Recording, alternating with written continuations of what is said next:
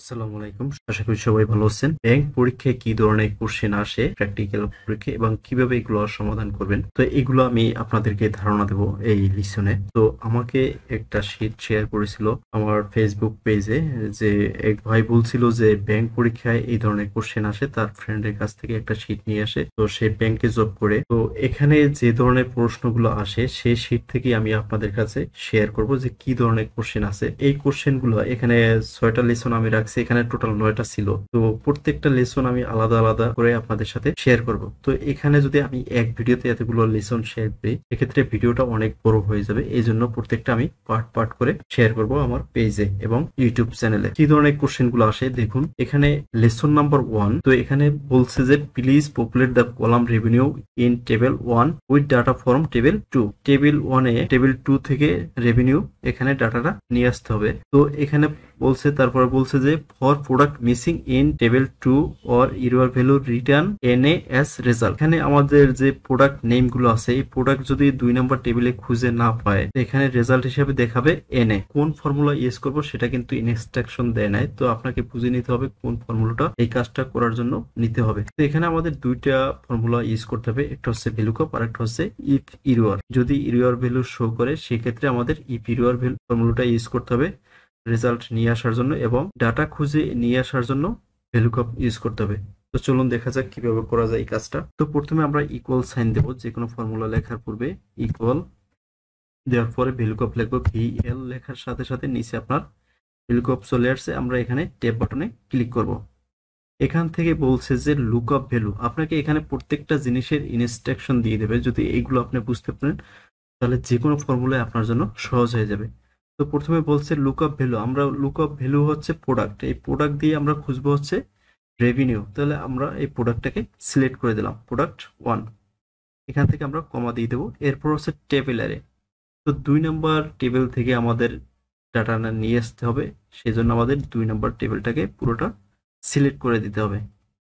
তো এটাকে আমরা সিলেক্ট করার পরে এই টেবিলটাকে আমাদের, এই ডাটা টেবিলটাকে আমাদের লক করে দিতে হবে। লক করার জন্য এইটুকু আমরা সিলেক্ট করে নেব। তো সিলেক্ট করার পরে F4 ক্লিক করে দেব। তো এই ডাটা টেবিলটা আমার লক হয়ে গেছে, এখন ড্র্যাগ করলে কোনো দিকে মুভ করবে না। এরপর আমরা কমা দিয়ে দেবো। এরপর হচ্ছে কলাম ইন্ডেক্স নাম্বার।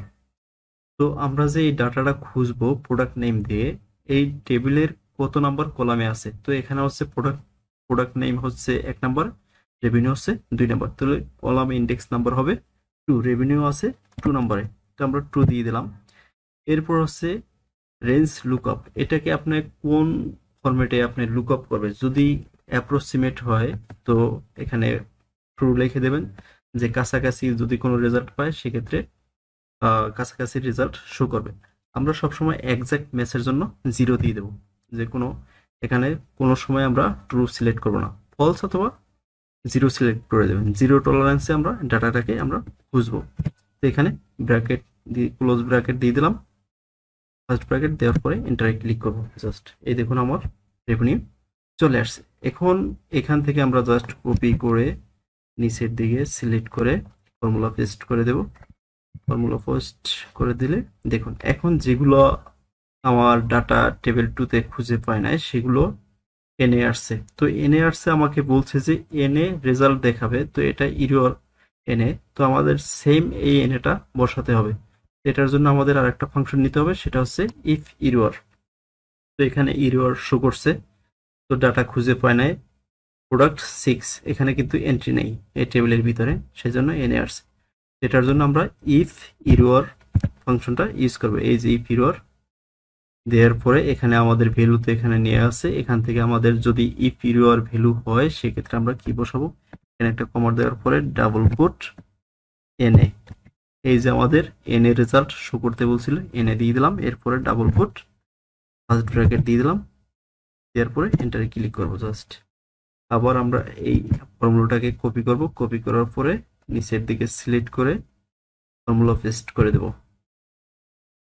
এই যে দেখুন আমার এনে চলে আসছে। তো দুইটা ফাংশনের সমন্বয় এটাকে করতে হবে।